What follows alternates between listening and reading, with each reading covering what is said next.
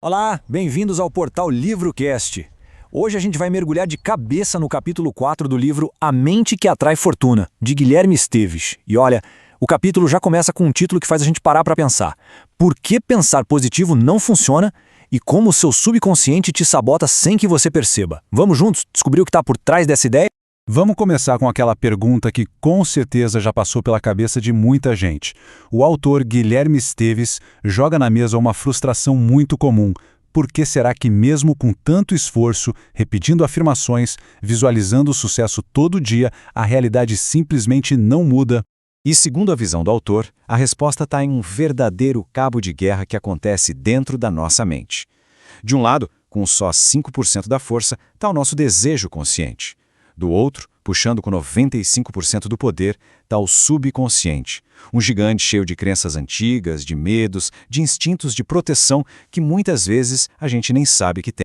O livro traz uma analogia que é, assim, perfeita. Tentar ficar rico só com pensamento positivo, sabe? É como acelerar um carro com o pé no fundo, enquanto o subconsciente tá lá, pisando no freio com toda a força. O motor faz barulho, a gente gasta uma energia danada, mas o carro não sai do lugar. O piloto automático não deixa. Simples assim. Então, bora entender melhor quem é esse tal de piloto automático. O autor dedica essa parte do capítulo para mostrar como é o subconsciente que está no comando, ditando as nossas reações e sentimentos sem que a gente nem perceba. Pensa nesse número, 95%. É chocante, né? Isso quer dizer que a maior parte das nossas decisões do dia a dia, o que a gente come, como reage a uma fechada no trânsito, o que sente, não é bem uma escolha consciente. É só a programação interna rodando ali em segundo plano. E aqui vem uma virada de chave muito importante que o autor propõe. O subconsciente não é o vilão da história. Ele é, na verdade, um guarda-costas super protetor. Se em algum momento da vida ele aprendeu que ter dinheiro é perigoso, sei lá, porque pode trazer inveja, mais responsabilidade, ele vai fazer de tudo para manter a pessoa segura. E essa segurança, para ele, é na escassez. Mas como que o subconsciente faz isso na prática? O autor nos apresenta uma parte do cérebro chamada Sistema Ativador Reticular, o SAR. Para ficar fácil de entender, imagine o SAR como se fosse o segurança de uma balada VIP na nossa mente. Ele tem uma lista na mão e só deixa entrar as informações que batem com as crenças que já estão lá dentro. O resto tudo fica de fora. E esse SAR acaba prendendo a gente num loop. Funciona mais ou menos assim. Existe uma crença, tipo, dinheiro é difícil de ganhar. Aí o SAR vira um detetive e começa a procurar prova disso em todo lugar.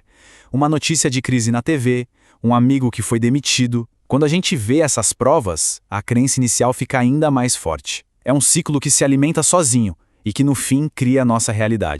Tá, mas de onde é que vêm essas crenças tão fortes? Segundo o livro, uma das maiores fontes de programação está bem na nossa frente e a gente muitas vezes nem nota: a mídia. Filmes, novelas, músicas que a gente consome desde criança estão o tempo todo plantando ideias no nosso subconsciente. O autor dá um exemplo clássico, Titanic. Pensa na emoção daquele filme. A gente torce para quem? Para o pessoal da terceira classe, né? Que é alegre, livre, humano. E os ricos da primeira classe? Frios, arrogantes, presos em regras. A mensagem que o nosso subconsciente grava através da emoção é bem clara. Ser rico te torna uma pessoa pior. E esse padrão se repete em todo lugar. Olha só o Homem-Aranha. O herói com quem todo mundo se identifica é o Peter Parker, um cara que mal tem dinheiro para pagar o aluguel. E o vilão? Um empresário bilionário que usa a fortuna para o mal. A associação que fica gravada é a mesma. O pobre é o herói, o rico é o vilão. O livro também aponta para um programador mental super poderoso aqui no Brasil: as novelas. Pensa naquele clichê que dura décadas. A mocinha é sempre pobre, sofredora, mas tem um coração de ouro. E a vilã quase sempre é rica, mimada e infeliz. Ver isso todo santo dia, ano após ano, vai martelando na nossa cabeça a ideia de que dinheiro e maldade caminham juntos. Essa programação é tão profunda que aparece até na música que a gente canta no churrasco. O autor cita essa letra, que foi um sucesso, onde a história é toda sobre preferir uma vida simples, sabe? Andando de golzinho em vez de uma vida de luxo. A mensagem que fica nas entrelinhas é que a simplicidade tem mais valor e que a riqueza é algo superficial, que não vale a pena. Ok, o cenário parece meio complicado. Se a gente é programado contra o sucesso, tem alguma saída? De acordo com o autor, tem sim. A solução que ele propõe é uma forma de, digamos, hackear o sistema.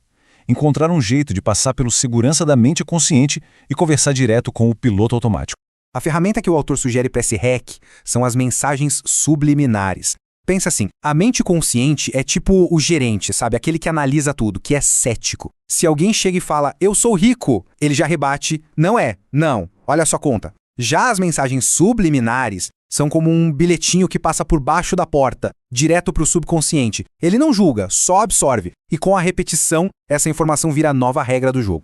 A lógica por trás disso, então, é bem simples. É alimentar o subconsciente com novas ideias positivas de um jeito que a mente consciente nem perceba para poder criticar. É como plantar sementes novas num jardim, só que fazendo isso de noite, para que as ervas daninhas do ceticismo não tenham nem chance de atrapalhar.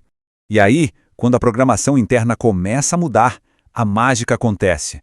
O SAR, aquele segurança da mente, recebe uma nova lista de convidados. Ele para de procurar a prova de escassez e começa a caçar evidências de prosperidade. E de repente a pessoa começa a ver oportunidades que sempre estiveram ali, mas eram invisíveis. As ações mudam e, como resultado, o mundo ao redor também começa a mudar. Mas, e aqui tem um ponto fundamental que o autor deixa bem claro. Isso não é uma pílula mágica. A consistência é tudo.